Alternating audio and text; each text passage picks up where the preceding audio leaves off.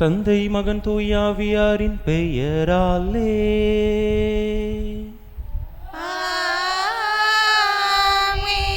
நம் ஆண்டவராகிய இயேசு கிறிஸ்துவின் அருளும் கடவுளின் அன்பும் தூயாவியாரின் நட்புறவும் உங்கள் அனைவரோடும் இருப்பதாக.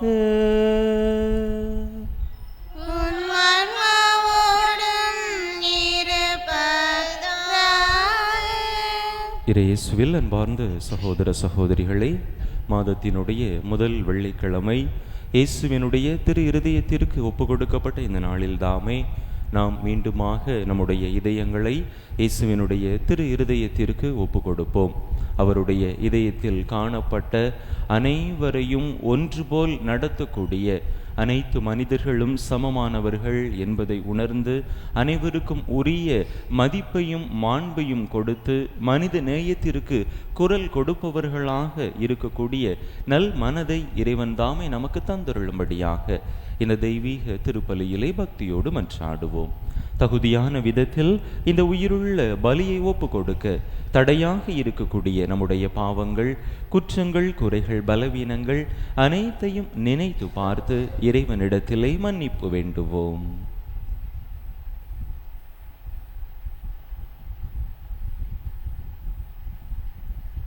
எல்லாம் வல்ல இறைவனிடமும் சகோதர சகோதரிகளிடமும் நான் பாவி என்பதை ஏற்றுக்கொள்கிறேன். ஏனெனில் என் சிந்தனையாலும் சொல்லாலும் செயலாலும் கடமைகள் தவறியதாலும் பாவங்கள் பல செய்தேன். என் பாவமே, என் பாவமே, என் பெரும் பாவமே. ஆகையால் இப்பொழுதும் கன்னியான புனித மரியாதையும் வாழ்ந்துதர் புனிதர் அனைவரையும் சகோதரர் சகோதரிகளை உங்களையும் நம் தேவனாகிய ஆண்டவரிடம் எனக்காக வேண்டிக் கொள்ள மன்றாடுகிறேன். எல்லாம் வல்ல இறைவன் நம்மீது இரக்கம் வைத்து நம் பாவங்களை எல்லாம் மன்னித்து நம்மை நிலை வாழ்வுக்கு அழைத்து செல்வாராக. ஆமென்.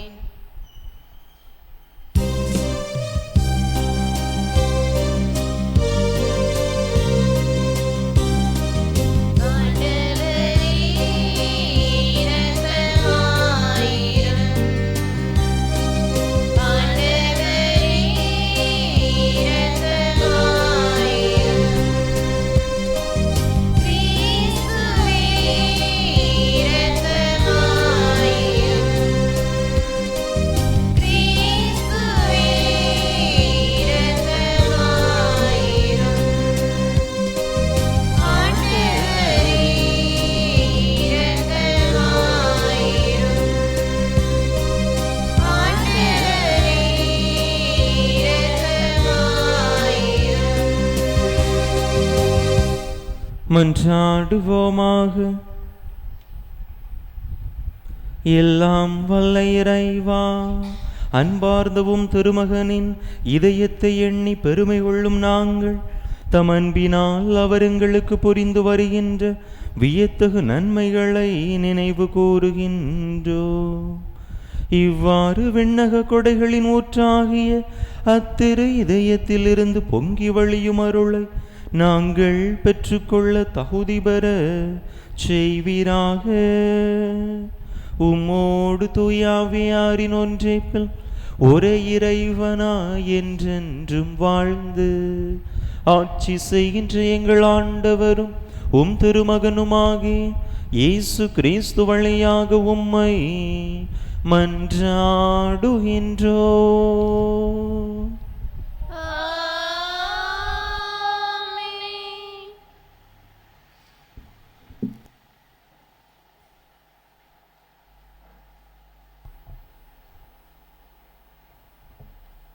ஈசாக் ரெபேக்கா மீது அன்பு வைத்திருந்தான். தொடக்க நூலிலிருந்து வாசகம். அதிகாரம் 23, இறை வார்த்தைகள் 1 முதல் 4. அதிகாரம் 19, 24. அந்நாட்களில் சாரா 127 ஆண்டுகள் வாழ்ந்தான். சாராவின் வயது இதுவே. கானா நாட்டிலுள்ள எபிரோன் என்ற கிதியோத் அரபா நகரில் சாரா இறந்தான். அவருக்காக புலம்பி அழுவதற்காக ஆபிரகாம் சென்றான். பிறகு சடலம் இருந்த இடத்தை விட்டு அவர் எழுந்து இத்தியரிடம் சென்று சொன்னது: நான் உங்களிடையே அந்நியனும் அகதியுமாயிருக்கிறேன். என் வீட்டில் இறந்தாரை நான் அடக்கம் செய்வதற்கான கல்லறை நிலத்தை உங்களுக்குரிய சொத்திலிருந்து எனக்கு விற்றுவிடுங்கள் என்று கேட்டான். இவ்வாறு மம்ரே அருகில் மக்பேலா நிலத்தில் கல்லறையில் ஆபிரகாம் தம் மனைவி சாராவை அடக்கம் செய்தான். இதுவே கானான் நாட்டில் இருக்கும் எபிரோன். ஆபிரகாம் வயது மிகுந்தவராய் முதுமையடைந்தார். ஆண்டவர் அவருக்கு அனைத்திலும் ஆசி வழங்கியிருந்தார். ஒரு நாள் அவர் தம் வீட்டின் வேலைக்காரர்களில் மூத்தவரும் தமக்குரிய அனைத்திற்கும் அதிகாரியுமானவரை நோக்கி, உன் கையை என் தொடையின் கீழ் வைத்து விண்ணுலகில் இருக்கும் மண்ணுலகிற்கும் கடவுளாகிய ஆண்டவர் மேல் ஆணையிட்டு சொல், நான் வாழ்ந்து வரும் இக்கானான் நாட்டு பெண்களிடையே என் மகனுக்கு பெண் கொள்ள மாட்டாய் என்றும், என் சொந்த நாட்டிற்கு போய் என் உறவினரிடம் என் மகன் ஈசாக்கிற்கு பெண் கொள்வாய் என்றும் சொல் என்றான். அதற்கு அவர், ஒருவேளை பெண் என்னோடு இந்நாட்டிற்கு வர மறுத்துவிட்டால் தாங்கள் விட்டு வந்த அந்நாட்டிற்கு தங்கள் மகனை கூட்டிக் கொண்டு போகலாமா என்று கேட்டான். அதற்கு ஆபிரகாம், அங்கே என் மகனை ஒரு காலம் கூட்டிக் கொண்டு போகாதே, கவனமாயிரு. என் தந்தை வீட்டினின்றும் நான் பிறந்த நாட்டினின்றும் என்னை அழைத்து வந்து என்னோடு பேசி இந்த நாட்டை உன் வழிமரபினருக்கு தருவேன் என்று ஆணையிட்டு கூறிய அந்த விண்ணுலகின் கடவுளாகிய ஆண்டவரை உனக்கு முன் தம் தூதரை அனுப்பி வைப்பான். நீ போய் அங்கே என் மகனுக்கு பெண் கொள். உன்னோடு வர அப்பெண் விரும்பாவிடில் எனக்கு நீ அளித்த வாக்குறுதி நின்று விடுதலை பெறுவாய். என் மகனை மட்டும் அங்கே கூட்டிக் கொண்டு போகாதே என்றான். இதற்கிடையில் பெயர்லகாய் ரோயி என்ற இடத்திலிருந்து ஈசாக் புறப்பட்டு நெகேபு பகுதியில் வாழ்ந்து வந்தான். மாலையில் வெளியே வயல்புறம் சென்றபோது அவர் கண்களை உயர்த்தி பார்த்தபோது ஒட்டகங்கள் வருவதை கண்டான். ரெபேக்காவும் கண்களை உயர்த்தி ஈசாக்கை பார்த்தான். உடனே அவர் ஒட்டகத்தை விட்டு இறங்கினார். அவர் அந்த வேலைக்காரரிடம், வயலில் நம்மை சந்திக்க வந்து கொண்டிருக்கும் அவர் யார் என்று கேட்டார். அவ்வேலைக்காரரும், அவர்தாம் என் தலைவர் என்றார். உடனே ரெபேக்கா தம் முக்காடை எடுத்து தம்மை மூடிக்கொண்டார். அப்பொழுது அவ்வேலைக்காரர் ஈசாக்கிடம் தாம் செய்தது அனைத்தையும் பற்றி கூறினார். ஈசாக்கு தம் தாயார் சாராவின் கூடாரத்திற்குள் ரெபேக்காவை அழைத்து சென்று மணந்து கொண்டார். அவரும் ஈசாக்குக்கு மனைவியானார். அவர் ரெபேக்கா மீது அன்பு வைத்திருந்தார். இவ்வாறு தம் தாயின் மறைவுக்கு பிறகு ஈசாக்கு ஆறுதல் அடைந்தான். ஆண்டவர் வழங்கும் அருள்வாக்கு. இறைவனுக்கு நன்றி. பதிலுரை பாடல் பல்லவி. ஆண்டவருக்கு நன்றி செலுத்துங்கள், ஏனெனில் அவர் நல்லவர். ஆண்டவருக்கு நன்றி செலுத்துங்கள், ஏனெனில் அவர் நல்லவர். ஆண்டவருக்கு நன்றி செலுத்துங்கள், ஏனெனில் அவர் நல்லவர். என்றென்றும் உள்ளது அவரது பேரன்பு. ஆண்டவரின் வலிமை மிகு செயல்களை யாரால் இயம்ப இயலும்? அவர் தம் புகழை யாரால் விளம்பக்கூடும்? பல்லவி. ஆண்டவருக்கு நன்றி செலுத்துங்கள், ஏனெனில் அவர் நல்லவர். நீதி நெறி காப்போர் பேறு பெற்றோர், எப்போதும் நேரியதை செய்வோர் பேறு பெற்றோர். ஆண்டவரே, நீர் உம் மக்கள் மீது இரக்கம் காட்டும்போது என்னை நினைவு கூரும். பல்லவி. ஆண்டவருக்கு நன்றி செலுத்துங்கள், ஏனெனில் அவர் நல்லவர். அவர்களை நீர் விடுவிக்கும் போது எனக்கும் துணை செய்யும். நீ தேர்ந்தெடுத்த மக்களின் நல்வாழ்வை நான் காணும்படி செய்யும். உம்முடைய மக்களின் மகிழ்ச்சியில் நானும் பங்கு கொள்ளும்படி செய்யும். அப்போது உமது உரிமை சொத்தான மக்களோடு உம்மை போரிட இயலும். பல்லவி. ஆண்டவருக்கு நன்றி செலுத்துங்கள், ஏனெனில் அவர் நல்லவர்.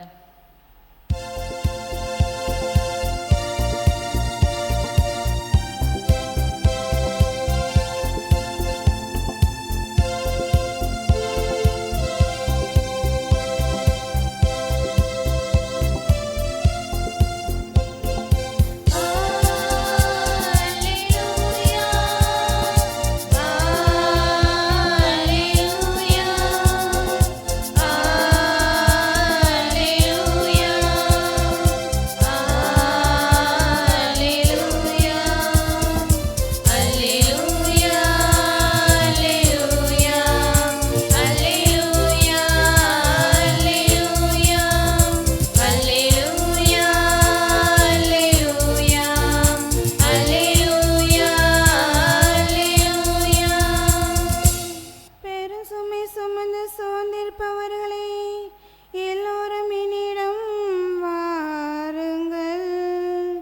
நான் உங்களுக்கு இறைபாறுதல் தருவேன் என்கிறார் ஆண்டவர். அல்லேலூயா. அல்லேலூயா, அல்லேலூயா, அல்லேலூயா, அல்லேலூயா, அல்லேலூயா, அல்லேலூயா, அல்லேலூயா. ஆண்டவர் உங்களோடு இருப்பாராக. உம் ஆன்மாவோடும் இருப்பாராக. மத்தேயு எழுதிய தூய நற்செய்தியிலிருந்து வாசகம். ஆண்டவரே, மாட்சி உமக்கே. அதிகாரம் 9, இறை வசனங்கள் 9 முதல் 13 முடிய.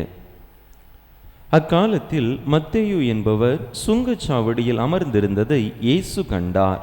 அவரிடம், என்னை பின்பற்றி வா என்றார். அவரும் எழுந்து இயேசுவை பின்பற்றி சென்றார். பின்பு அவருடைய வீட்டில் பந்தியில் அமர்ந்திருந்தபோது வரி தண்டுபவர்கள், பாவிகள் ஆகிய பலர் வந்து இயேசுவோடும் அவருடைய சீடரோடும் விருந்துண்டனர்.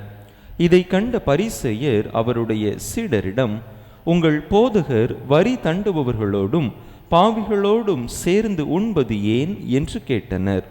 இயேசு இதை கேட்டவுடன், நோய் அற்றவருக்கு அல்ல, நோயுற்றவருக்கே மருத்துவர் தேவை. பலியை அல்ல, இரக்கத்தையே விரும்புகிறேன் என்பதன் கருத்தை நீங்கள் போய் கற்றுக்கொள்ளுங்கள். ஏனெனில் நேர்மையாளரை அல்ல, பாவிகளையே அழைக்க வந்தேன் என்றார். ஆண்டவரின் அருள் வாக்கு. கிறிஸ்துவே, உமக்கு புகழ்.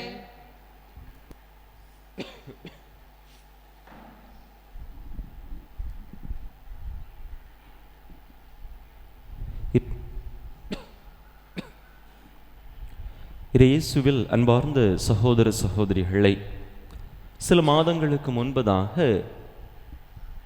தொலைக்காட்சியிலே, செய்திகளில், இன்னும் மற்ற காணொளிகளில் நம்முடைய மனதை காயப்படுத்தக்கூடிய, மனதிலே ஒரு பெரிய தாக்கத்தை ஏற்படுத்தக்கூடிய ஒரு காணொளி பதிவை நாம் பார்த்திருப்போம்.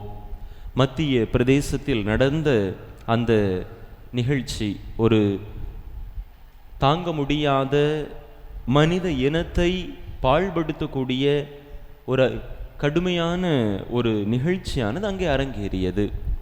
அங்கே உயர்த்தப்பட்ட அந்த வகுப்பை சார்ந்த ஒரு மனிதர், தாழ்த்தப்பட்ட வகுப்பை சார்ந்த ஒரு இளைஞர் மீது சிறுநீர் கழிக்கக்கூடிய அந்த ஒரு காட்சியாகத்தான் அது இருந்தது.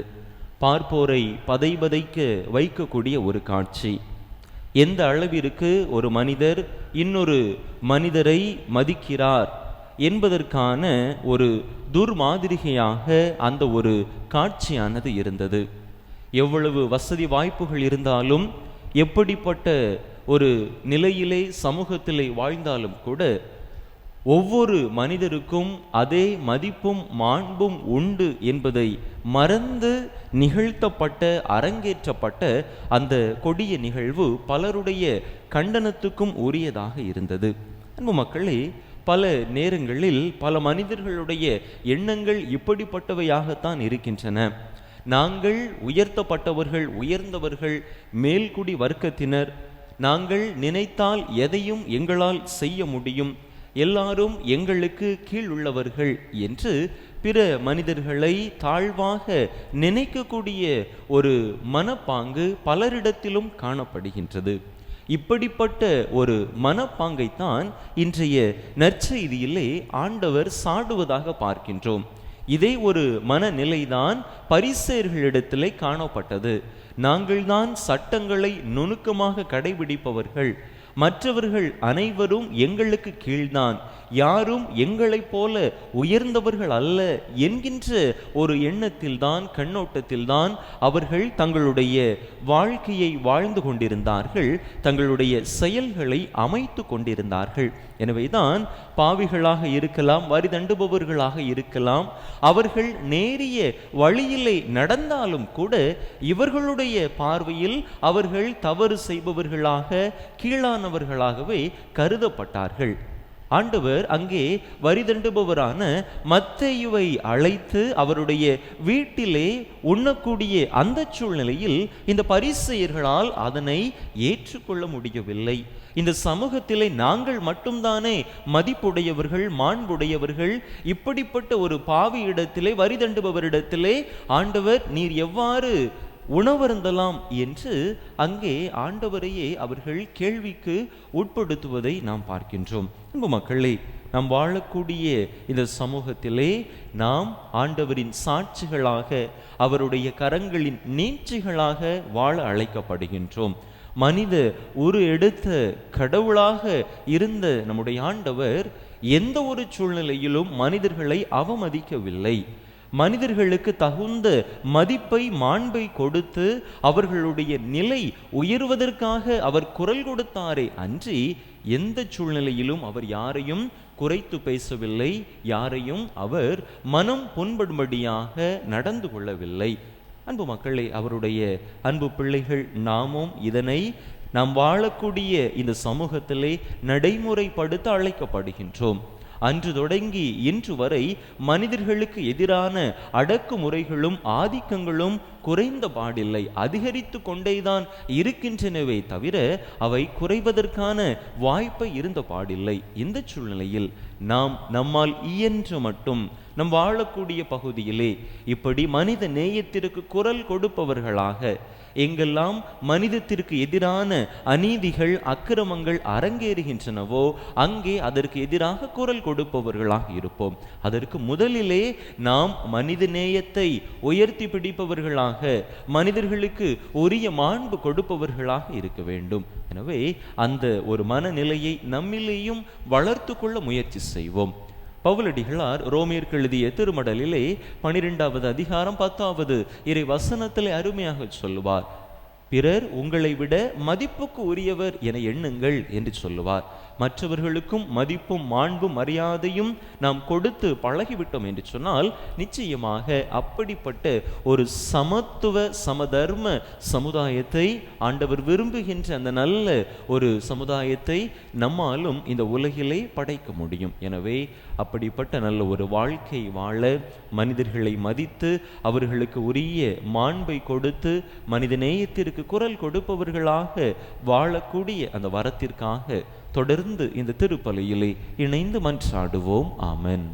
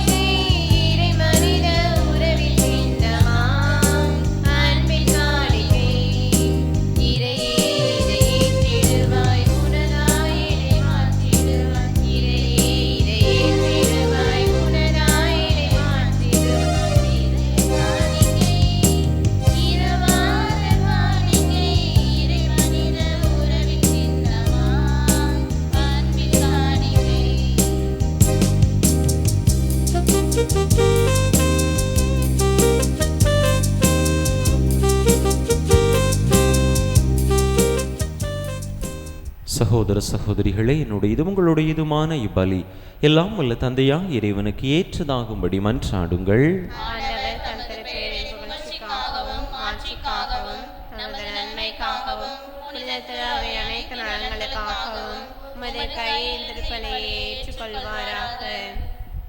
ஆண்டவரே, அன்பார்ந்தவும் திருமகனுடைய இதயத்தின் சொல்லற்கரிய அன்பை கண்ணோக்கியருளும்.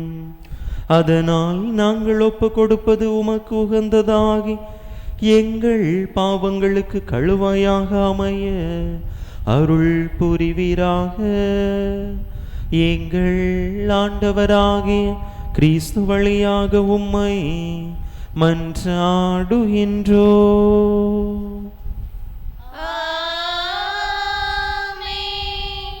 ஆண்டவர் உங்களோடு இருப்பாராக. இதயங்களை மேலே எழுப்புங்கள். ஆண்டவரிடம் எழுப்பியுள்ளோம். நம் இறைவனாகிய ஆண்டவருக்கு நன்றி கூறுவோம். அதுவே தகுதியும் நீதியுமானது. ஆண்டவரே, தூயவரான தந்தையே, என்றும் உள்ள எல்லாம் வல்ல இறைவா, எங்கள் ஆண்டவராகிய கிறிஸ்து வழியாக எந்நாளும் எவ்விடத்திலும் நாங்கள் உமக்கு நன்றி செலுத்துவது மெய்யாகவே தகுதியும் நீதியுமாகும். எங்கள் கடமையும் மீட்புக்குரிய செயலுமாகும். சிலுவையில் உயர்த்தப்பட்ட கிறிஸ்து வியப்புக்குரிய அன்பினால் தம்மையே எமக்காக கையளித்தார். குத்தி திறக்கப்பட்ட விழாவிலிருந்து இரத்தமும் தண்ணீரும் வழிந்தோடச் செய்தார். இதிலிருந்து திரு அவையின் அருளடையாளங்கள் வெளிப்பட்டன. இவ்வாறு மீட்பரின் திறந்த இதயத்திடம் அனைவரும் ஈர்க்கப் பெறவும் மீட்பளிக்கும் ஊற்றுகளிலிருந்து மகிழ்ச்சியுடன் முகந்து கொள்ளவும் செய்தருளினார். ஆகவே வானதூதர் புனிதர் அனைவரோடும் சேர்ந்து நாங்கள் உமது மாட்சியை புகழ்ந்து ஒரே குரலாய் ஆர்ப்பரித்து பாடுவதாவது: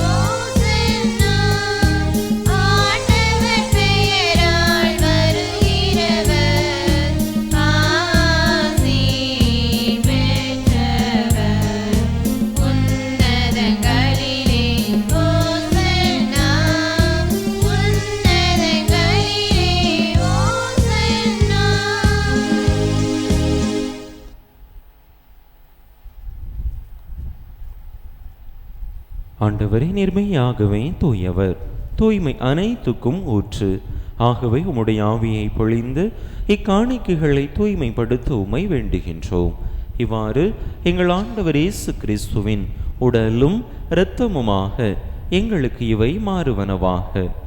அவர் பாடுபட விளம் கனிந்து தம்மை கையளித்த போது அப்பத்தை எடுத்து நன்றி செலுத்தி அதை பிட்டு தம் சீடர்களுக்கு அளித்து அவர் கூறியதாவது: அனைவரும் இதிலிருந்து பெற்று உண்ணுங்கள், ஏனெனில் இது உங்களுக்காக கையளிக்கப்படும் என் உடல்.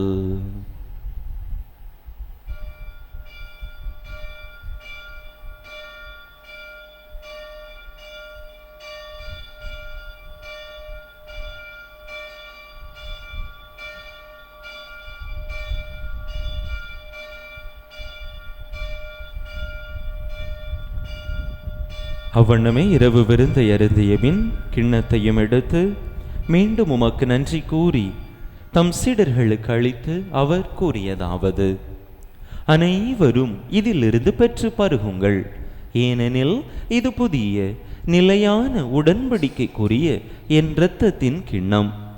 இது பாவ மன்னிப்புக்கென்று உங்களுக்காகவும் பலருக்காகவும் சிந்தப்படும். இதை என் நினைவாக செய்யுங்கள்.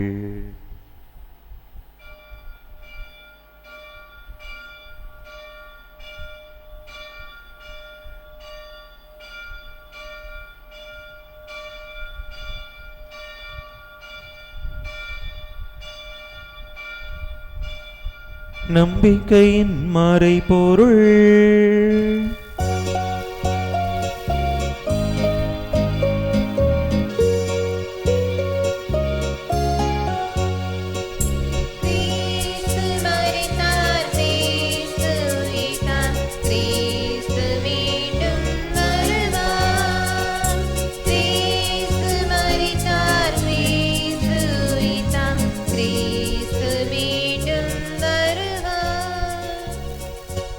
ஆகவே ஆண்டவரே, நாங்கள் கிறிஸ்துவின் இறப்பினையும் உயிர்ப்பினையும் நினைவு கூர்ந்து வாழ்வு தரும் அப்பத்தையும் மீட்பளிக்கும் கிண்ணத்தையும் உமக்கு ஒப்பு கொடுக்கின்றோம். உம் திருமுன் நின்று உமக்கு ஊழியம் புரிய தகுந்தவர்கள் என எங்களை ஏற்றுக்கொண்டீர். எனவே உமக்கு நன்றி செலுத்துகின்றோம். மேலும் கிறிஸ்துவின் உடலிலும் இரத்தத்திலும் பங்கு கொள்ளும் எங்களை தூய ஆவியார் ஒன்று சேர்க்க வேண்டுமென உமை தாழ்மையுடன் மன்றாடுகின்றோம். ஆண்டவரே, உலகெங்கும் பரவி இருக்கும் உமது திரு அவையை நினைவு கூர்ந்தருளும். எங்கள் திருத்தந்தை லியோ, எங்கள் ஆயர் ஸ்டீஃபன், எல்லா திருநிலையினர் ஆகிய அனைவரோடும் உமது திரு அவை அன்பில் நிறைவு பெறச் செய்தருளும். நீர் இவ்வுலகிலிருந்து விடம் அழைத்து கொண்ட அந்தோணிசாமி எனும் அடியாரை நினைவு கூர்ந்தருளும். திருமகனோடு அவரது இறப்பில் இணைக்கப்பட்டிருந்த இவர் உயிர்ப்பிலும் அவரை போல இருக்கச் செய்தருளும்.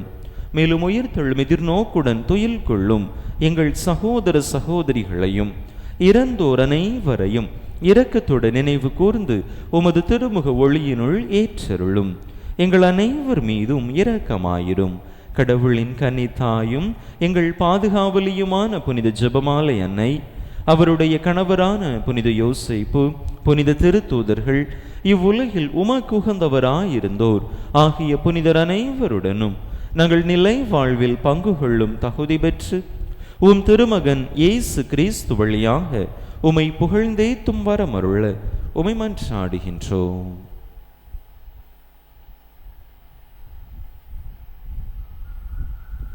இவர் வழியாக இவரோடு இவரில் எல்லாம் வல்ல இறைவனாகிய தந்தையே, தூயாவியாரின் ஒன்றைப்பில் எல்லா புகழும் மாட்சியும் என்றென்றும் உமக்கு உரியதே.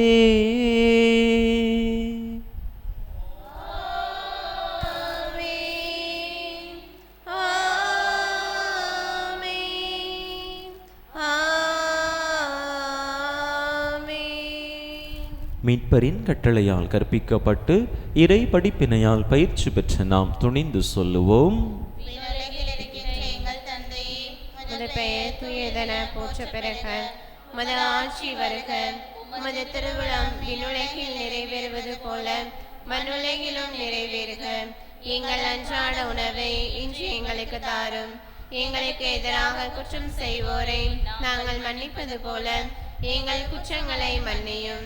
எங்களை சோதனைக்கு உட்படுத்தாதையும் தீமையிலிருந்து எங்களை விடுவித்தருளும். ஆண்டவரே, தீமை அனைத்திலிருந்தும் எங்களை விடுவித்து எங்கள் வாழ்நாளில் அமைதியை கனிவுடன் அருள உமை மன்றாடுகின்றோம். உமது இரக்கத்தின் உதவியால் நாங்கள் பாவத்திலிருந்து எப்போதும் விடுதலை பெற்று யாதொரு கலக்கமுமின்றி நலமாயிருப்போமாக. நாங்கள் எதிர்நோக்கி இருக்கும் பேரின்பத்துக்காகவும் எம் மீட்பராகிய இயேசு கிறிஸ்துவின் வருகைக்காகவும் காத்திருக்கின்றோம். ஆண்டவரே இயேசு கிறிஸ்துவே, அமைதியை உங்களுக்கு விட்டுச் செல்கின்றேன், என் அமைதியையே உங்களுக்கு அளிக்கின்றேன் என்றும் திருத்தூதர்களுக்கு மொழிந்தீரே. எங்கள் பாவங்களை பாராமல் உமது திரு அவையின் நம்பிக்கையை கண்ணோக்கி உமது திருவிழத்துக்கு ஏற்ப அதற்கு அமைதியையும் ஒற்றுமையையும் அளித்தருள்வீராக. என்றென்றும் வாழ்ந்து ஆட்சி செய்கின்றவர் நீரே. ஆண்டவருடைய அமைதி உங்கள் அனைவரோடும் என்றும் இருப்பதாக. ஒருவருக்கொருவர் கிறிஸ்து வழங்கும் அமைதியை பகிர்ந்து கொள்வோம்.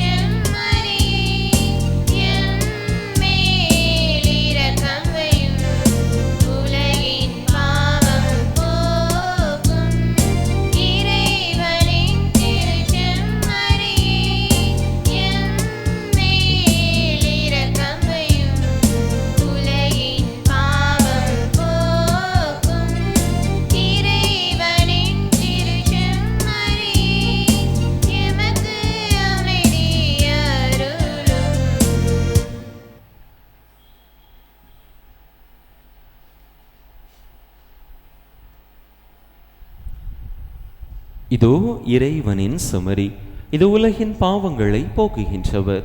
இந்த செம்மறியின் திருவிருந்துக்கு அழைக்கப் பெற்றுள்ள நாம் பேறு பெற்றோ. ஆண்டவரே, நீரின் இல்லத்தில் எழுந்தருளி வர நான் தகுதியற்றவர். ஆனால் ஒரு வார்த்தை மட்டும் நலமடையும்.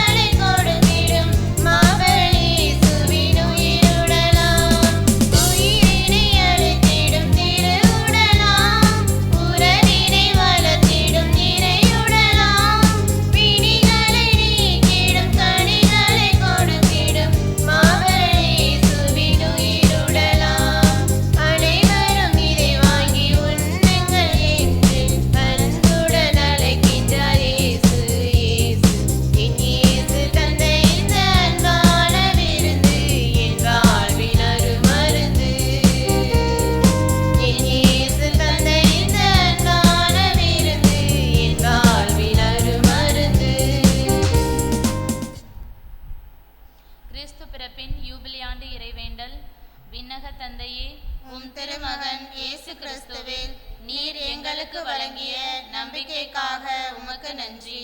தூய ஆவியார் வழியாக தந்த பிறரன்பு என்னும் கொடைக்காக நன்றி. இந்த நம்பிக்கையாலும் அன்பாலும் உமது அரசின் வருகையை எதிர்நோக்கும் அருளை எங்களுக்கு தாரும். உமது நற்செய்தியின் சான்றுகளாக எங்களை மாற்றும். தீமையின் ஆற்றல்களை எங்களிடமிருந்து அகற்றும். நாங்களும் இவ்வுலகும் புதிய விண்ணகம் புதிய மண்ணகம் நோக்கிய பயணத்தில் இறை வார்த்தையால் மாற்றம் பெறுவோமாக.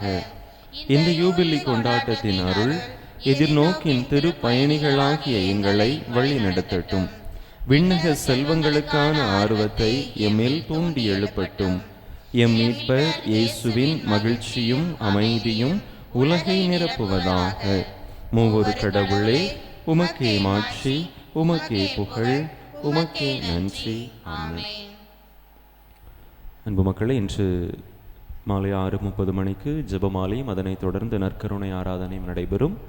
நாளை மாதத்தினுடைய முதல் சனிக்கிழமை மாலை வழக்கம் போல அன்னையினுடைய திருவுருவ பவனியும் ஜெபமாலையும் அதனைத் தொடர்ந்து திருப்பலியும் அன்பின் விருந்தும் நடைபெறும். அன்பு மக்கள் கலந்து அன்னை வழியாக இறையாசிர் பெற அன்போடு அழைக்கின்றேன். யாரேனும் தாகமாயிருந்தால் என்னிடம் வரட்டும், பருகட்டும். என்னிடம் நம்பிக்கை கொள்வோர் உள்ளத்திலிருந்து வாழ்வு தரும் தண்ணீர் ஆராய் பெருக்கெடுத்து ஓடும். மன்றாடுவோமாக. ஆண்டவரே, இந்த அன்பின் அருளடையாளம் எங்களை புனித அன்புத்தியால் பற்றி எறிய செய்வதாக. இவ்வாறு நாங்களும் திருமகனிடம் என்றும் ஈர்க்கப்பெற்று எங்கள் சகோதர சகோதரிகளில் அவரையே கண்டுகொள்ள கற்றுக்கொள்வோமாக. என்றென்றும் வாழ்ந்து ஆட்சி செய்கின்றவர் வழியாக உம்மை மன்றாடுகின்றோ.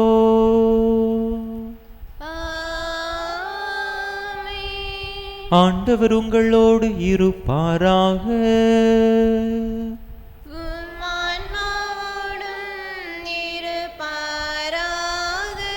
எல்லாம் வல்ல இறைவன் தந்தை மகன் தூயாவியார் உங்களுக்கு ஆசி வழங்குவாராக.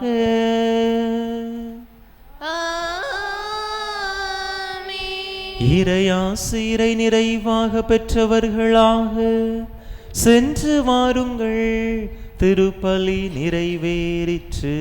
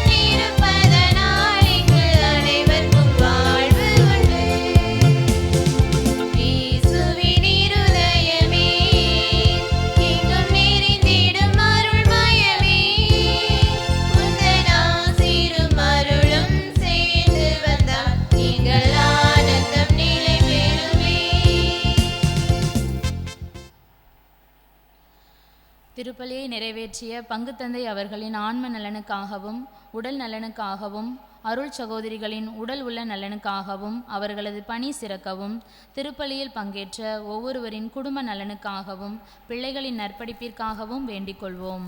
விண்ணுலகில் இருக்கிற எங்கள் தந்தையே, உமது பெயர் தூயது என போற்ற பெறுக. உமது ஆட்சி வருக. உமது திருவுளம் விண்ணுலகில் நிறைவேறுவது போல மண்ணுலகிலும் நிறைவேறுக. எங்கள் அன்றாட உணவை இன்று எங்களுக்கு தாரும். எங்களுக்கு எதிராக குற்றம் செய்வோரை நாங்கள் மன்னிப்பது போல எங்கள் குற்றங்களை மன்னியும். எங்களை சோதனைக்கு உட்படுத்தாதையும் தீமையிலிருந்து எங்களை விடுவித்தருளும். அருள் நிறைந்த மரியே வாழ்க. ஆண்டவர் உம்முடனே. பெண்களுக்குள் பேறு பெற்றவர் நீரே. உம்முடைய திருவயிற்றின் கனியாகிய இயேசுவும் ஆசி பெற்றவரே. புனித மரியே, இறைவனின் தாயே, பாவிகளாயிருக்கின்ற எங்களுக்காக இப்பொழுதும் எங்கள் இறப்பின் வேளையிலும் வேண்டிக்கொள்ளும். ஆமேன். தந்தைக்கும் மகனுக்கும் தூய ஆவிக்கும் மாட்சிமை உண்டாவதாக. தொடக்கத்தில் இருந்தது போல இப்பொழுதும் எப்பொழுதும் என்றென்றும் இருப்பதாக. ஆமேன். புனித ஜெபமாலை அன்னையே, எங்களுக்காக வேண்டிக்கொள்ளும். புனித ஜெபமாலை அன்னையே, எங்களுக்காக வேண்டிக்கொள்ளும். புனித ஜெபமாலை அன்னையே, எங்களுக்காக வேண்டிக்கொள்ளும். நிலையான புகழுக்குரிய தூய இறையின் கருணைக்கு எல்லா காலமும் ஆராதனையும் புகழும் போற்றியும் மாட்சிமையும் உண்டாக கடவது. தந்தை மகன் தூய ஆவியின் பெயராலே ஆமென்.